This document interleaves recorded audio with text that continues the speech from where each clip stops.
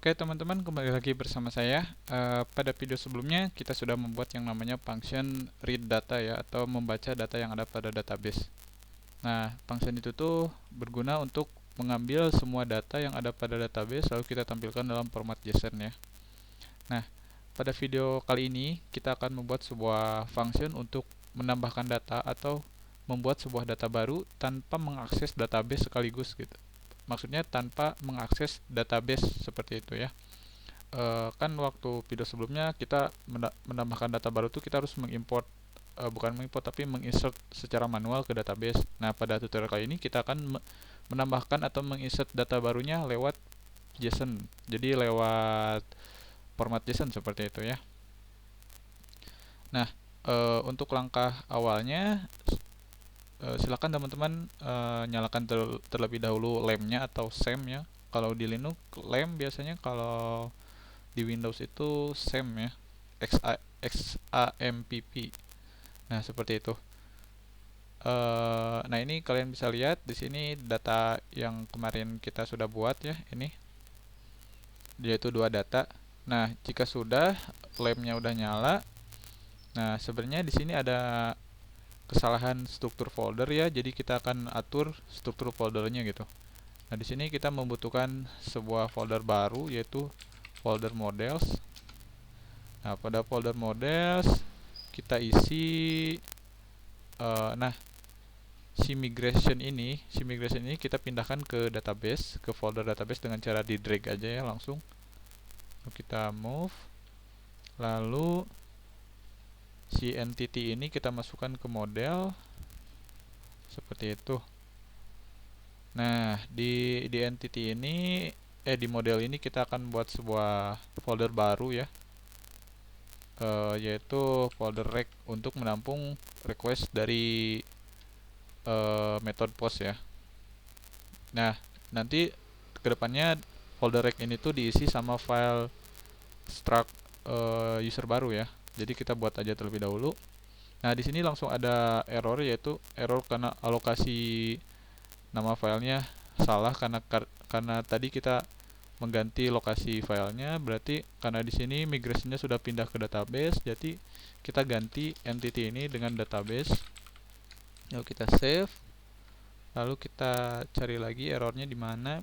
Nah, di migration ada error lagi ternyata. Nah, entity-nya karena entity-nya udah masuk ke model, jadi kita masukkan model di sini slash, kita save lagi, lalu kita cek di user controller apa ada error. Nah, ini harusnya error ya, tapi kenapa nggak kedetek error? Ya udah, kita kita fix manual. Jadi karena ini entity-nya udah masuk ke model, berarti kita harus masukkan models di sini ya, models. Nah, seperti ini. Oke, kita coba cek di terminal apakah masih error. Kita matikan dulu servernya, lalu kita nyalakan kembali.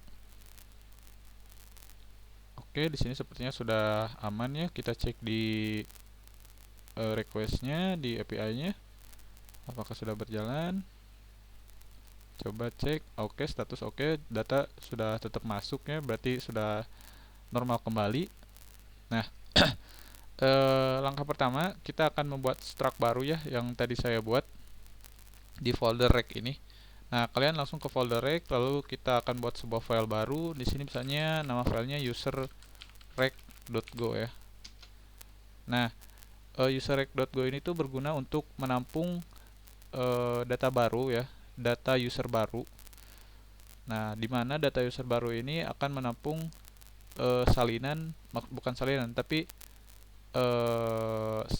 entity baru ya, seperti itu. Lalu, nah kita langsung masukkan aja package rec. Lalu untuk tipe struct-nya kita kopas aja dari user, misalnya yang ini ya. Lalu kita pastekan di sini. Nah, karena dalam menginputkan user baru kita hanya membutuhkan dua entity ini, hanya membutuhkan name sama email aja. Jadi sisanya kita hapus aja karena kita tidak membutuhkan itu. Lalu untuk ID-nya kita hapus, karena ketika kita membuat ID baru, otomatis pada database juga ID-nya akan diupdate ya, seperti itu. Lalu nama struct-nya kita ubah misalnya user rec. Lalu kita save. Setelah itu sebentar kita matikan dulu servernya. Nah, jika sudah, kita bikin sebuah function create usernya ya. Kita bikinnya di user controller. Kita bikin misalnya nama functionnya function user controller, jadinya create ganti. Lalu kita bikin sebuah parameter C dengan tipe data struct fiber, ininya tetap ctx. Lalu tipe functionnya error ya. Nah, seperti ini. Karena kita akan membuat sebuah data baru, otomatis kita akan butuh tampungan data tersebut. Nah, kita akan menampung datanya di variable user. Lalu kita gunakan metode new untuk menambahkan datanya. Nah, yang ditambahkannya itu dari struct yang tadi kita buat ya. Nah, kita panggil dulu si package-nya, yaitu package rec. Terus kita panggil struct-nya user rec ya. Lalu kita di sini akan buat pengecekan. Pengecekan ini tuh berguna buat query ya, buat mengambil datanya gitu. Lalu cara pengecekannya tuh seperti ini ya, kayak if r misalnya sama dengan apa ya, lupa lagi saya.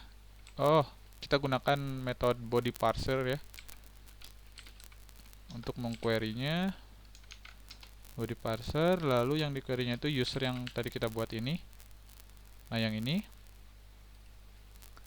Lalu kita kondisikan errornya, if r tidak sama dengan nil, maka kita return errornya. Kita tampilkan errornya seperti itu. Jika sudah membuat query, kita akan menambahkan ke database-nya. Nah, karena si struct tadi itu kita tuh akan masukkan ke database, ke entity yang mana gitu. Jadi kita perlu logikanya juga di sini ya. Jadi misalnya kita akan membuat sebuah variable baru, misalnya new user.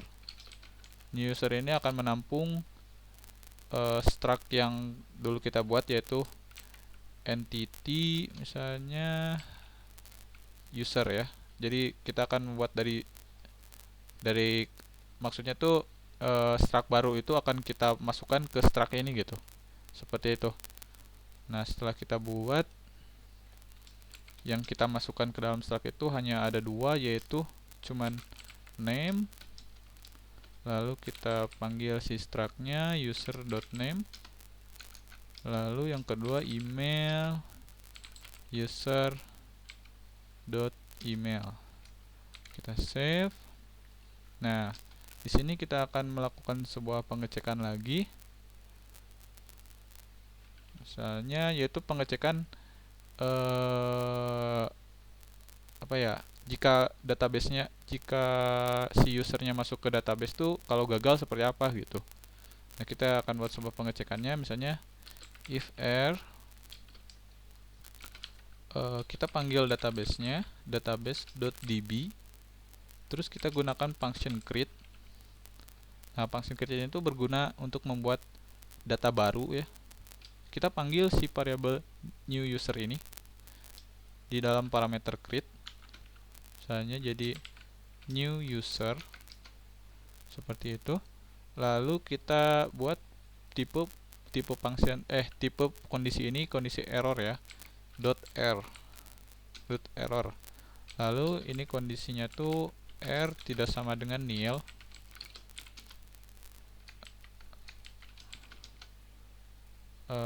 Kita akan mereturn status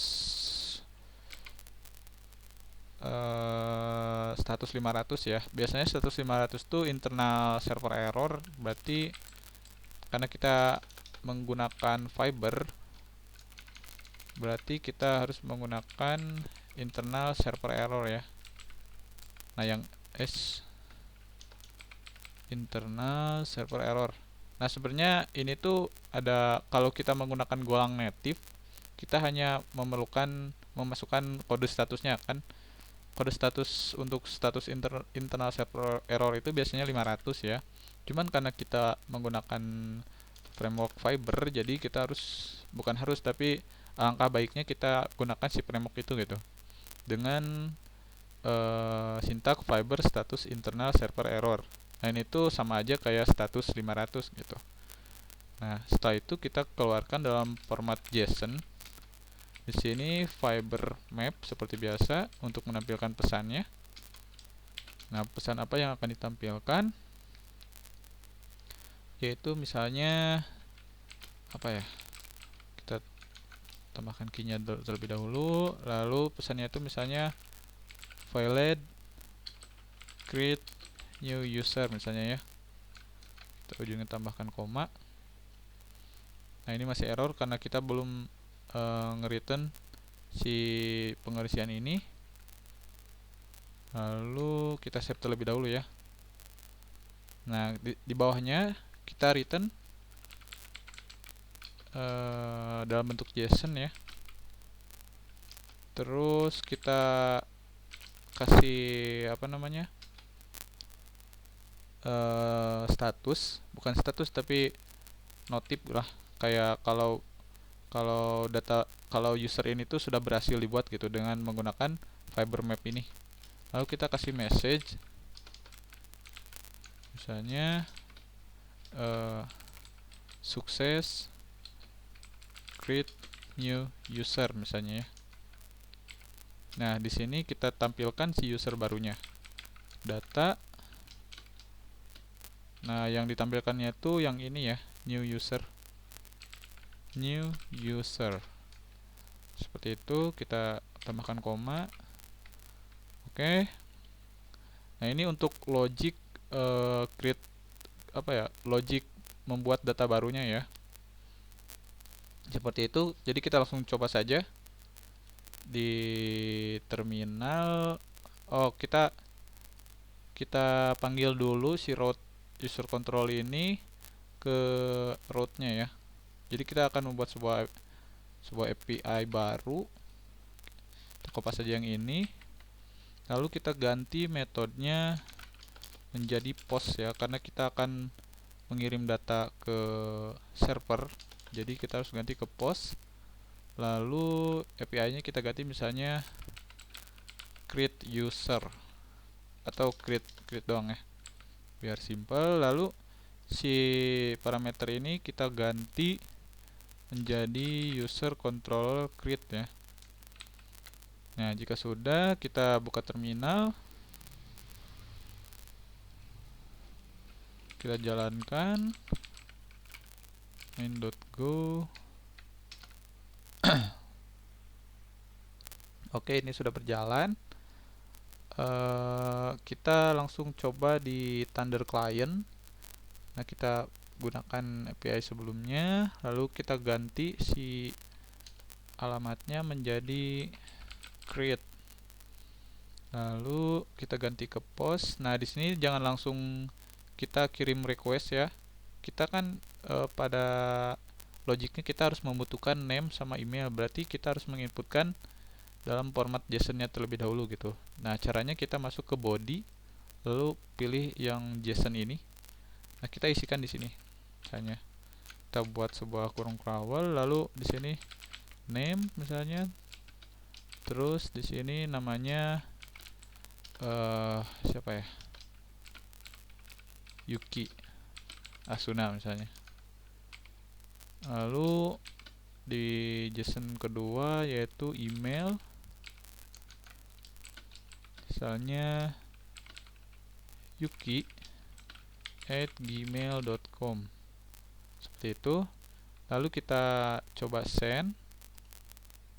Nah, di sini datanya sudah masuk ya. Nih, ada message-nya juga, success create new user. Nah ini kurang S tapi gak apa-apa lah, yang penting datanya sudah masuk. Kita bisa langsung cek di show all, jangan lupa ganti ke get untuk show all. Kita coba. Nah ini sudah ada ya si ininya si data yang Yuki Asuna tadi. Nah, kan kan kita belum menambahkan validasi ya. Kita coba mengirim sebuah data di mana data itu misalnya salah satunya kosong, misalnya emailnya kosong ya. Kita hapus emailnya. Misalnya Yuki Asuna test misalnya ya. Kita coba ke post, lalu ganti ininya jadi create, lalu di sini send. Nah, di sini tetap masuk datanya walaupun emailnya kosong ya. Atau kita misalnya kita buat si emailnya doang gitu, cuman emailnya doang. Nah ini datanya juga pasti masuk gitu, karena kita belum membuat validasi. Nah meskipun namanya kosong, datanya tetap masuk ya.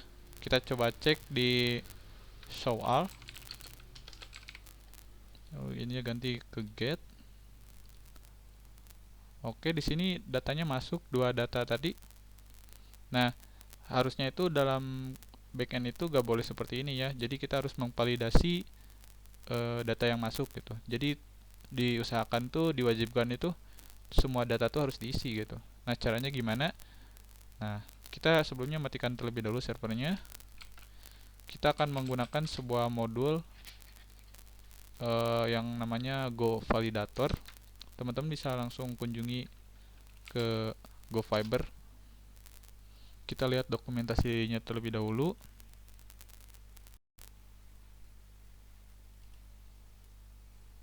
Oke, kita misalnya cari di sini aja biar cepat. Validation. Nah, ini kalau nggak salah ya. Nah, kita membutuhkan sebuah validasi untuk si name sama si emailnya tuh supaya harus terisi gitu. Jadi kalau tidak terisi, datanya tidak akan masuk seperti itu. Kita coba detail docs.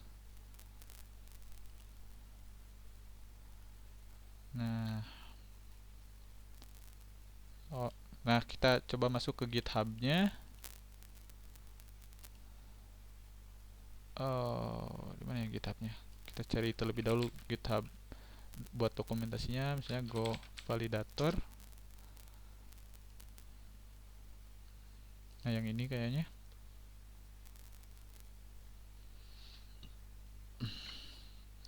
Kita cari. Nah, di sini ada installation-nya. Kita harus dapatkan terlebih dahulu si modulnya dengan cara go get ya. Kita coba, kita kopas, lalu kita pastekan di terminal. Go get GitHub Go Playground Validator versi 10 ya, pas kita membuat video tutorial ini. Nah, di sini validatornya udah masuk ke Go mode kita. Di sini kita cek terlebih dahulu. Nah, ini ada Universal Translator sama validator. Oke, jika sudah masuk, kita langsung coba kita lihat dulu dokumentasinya. Nah, kita masukkan validate ini pada struct user baru ya. Struct user baru kan kita sudah buat. Kita close terlebih dahulu yang lainnya. Nah, di sini kita masukkan si validate ini tuh di struct user rec ya. Kita kopas saja biar cepat.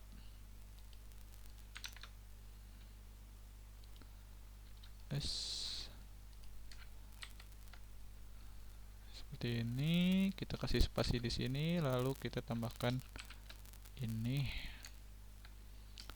Nah, sama halnya juga buat email ya. Emailnya juga kita harus membuat validasi di sini. Nah, karena email tuh ada sedikit berbeda setahu saya ya. Kita lihat di Nah, kita harus menambahkan si email ini, misalnya -6 maksimal. Oke, kita coba tambahkan. Ini pertama kali saya menggunakan validasi email ya. Kita coba, kalau misalnya gagal kita cancel saja. Oh, bukan di sini, tapi di sini. Lalu tambahkan ketik 2. Misalnya minnya 3 aja lah. Seperti itu. Oke, kita sudah masukkan si validasinya ke struct yang kita buat. Bentar, kita rapikan dulu. Nah, setelah itu kita baca dokumentasi lagi.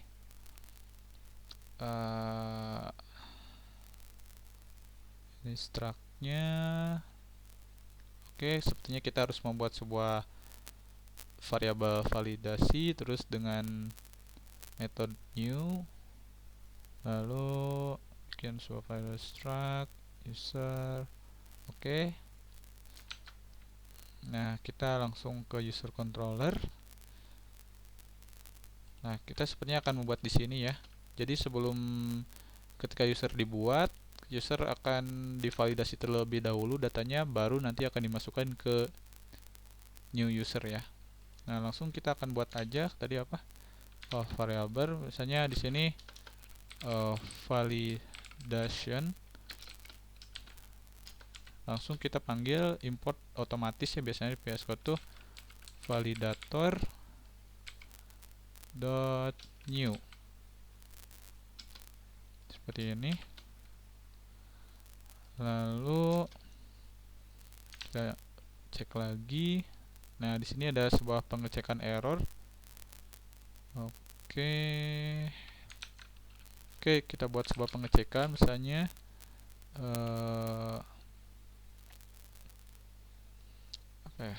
if r aja gitu langsung ya. Oke. If r so dengan kita panggil si validationnya, lalu karena ini menggunakan struct, jadi kita panggil juga struct-nya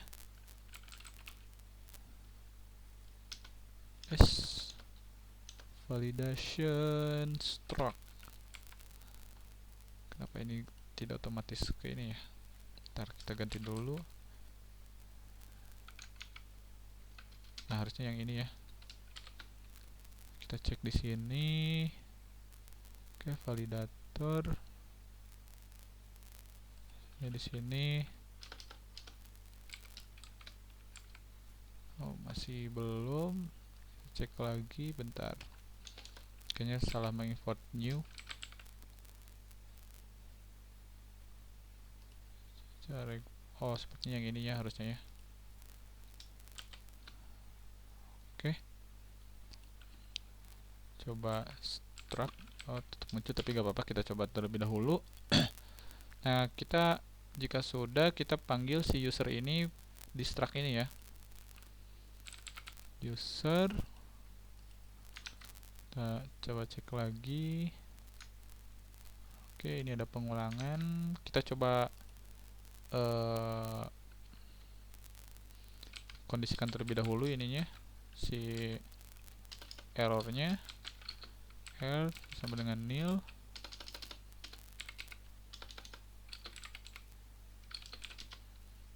Lalu kita akan mereturn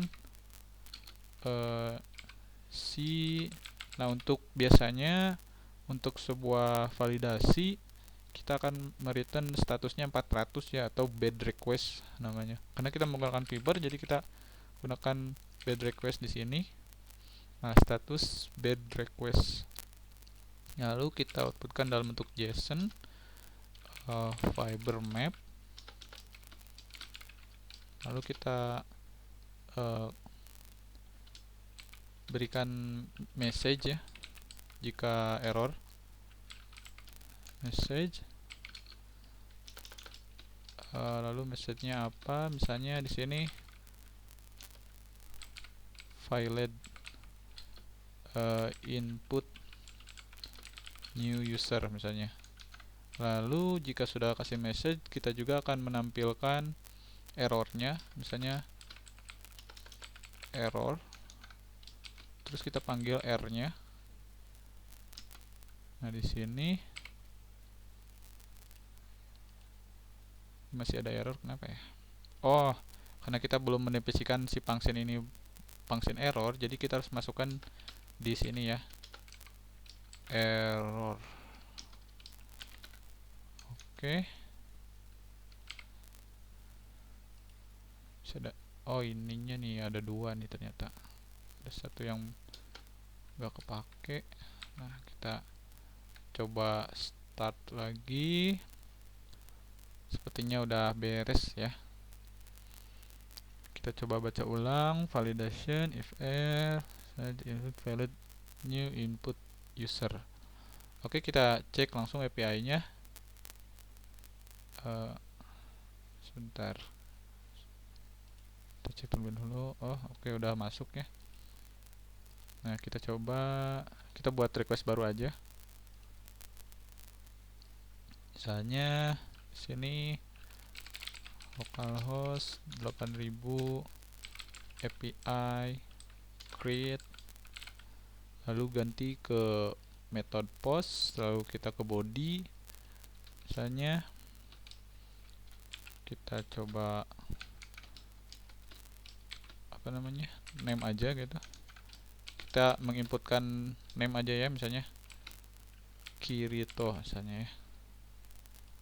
Kita coba send, apakah ini akan gagal? Harusnya gagal sih, karena kita cuman mengirim satu JSON aja ya, cuman name aja gitu. Harusnya kan kita harus mengirim name sama emailnya gitu. Harusnya ini gagal. Nah, oh di sini belum ini ya, belum connect servernya. Kita nyalakan terlebih dahulu karena tadi kita mematikan server. Go runman.go, lalu kita coba send. Oke, di sini sudah error ya. Berarti validation kita sudah berhasil. Nah, di sini kita baca errornya. Key user rec email error violate validation for email, dikarenakan emailnya gak ada gitu. Nah, kita coba kirim ulang. Misalnya sini email. Terus misalnya emailnya tuh kita ngacak gitu. Jadi bukan dalam format email misalnya. Misalnya cuman kirito.com misalnya ya. Apakah ini akan error? Harusnya error ya. Nah, ini juga masih tetap error. Kenapa error? Nah, ini tuh karena kita memasukkan format email pada struct yang kita tadi buat ya. Nah, yang ini.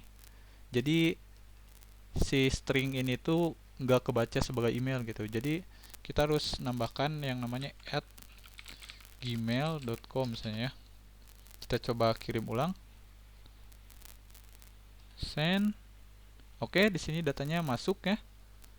Ini Kirito masuk, terus emailnya juga masuk, terus ya ini sudah berhasil ya validasinya. Lalu misalnya kita coba hanya menginputkan emailnya aja, apakah akan bisa? Nah, di sini juga error karena yang kita inputkan cuma email aja. Si username nggak dimasukkan seperti itu. Nah, kita coba cek di show all. Kita ganti ke metodenya, metode get, lalu kita send. Kita cari datanya. Ini data yang gagal tadi, data yang gagal. Nah, si Kirito udah masuk ya di database kita ya. Kita akan cek di localhost. Apakah datanya masuk?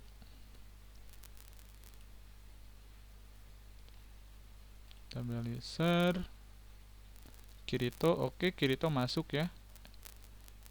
Sini data Kirito masuk ya, yang tadi kita inputkan di dalam format JSON ini. Nah, sepertinya kita sudah berhasil dalam menambahkan data baru atau create user baru serta membuat validasi pada user baru itu sendiri gitu. Nah, untuk kedepannya mungkin kita akan membuat sebuah function di mana kita akan mengambil data tapi datanya itu by ID gitu. Jadi misalnya kan ini ID 6. Nah, saya tuh cuman pengen ngambil data ID 6 aja gitu. Gak mau semuanya yang diambil itu. Nah, untuk tutorialnya mungkin pada video selanjutnya seperti itu. Baik teman-teman, terima kasih telah menonton. Ya, sekian. Wassalamualaikum warahmatullahi wabarakatuh.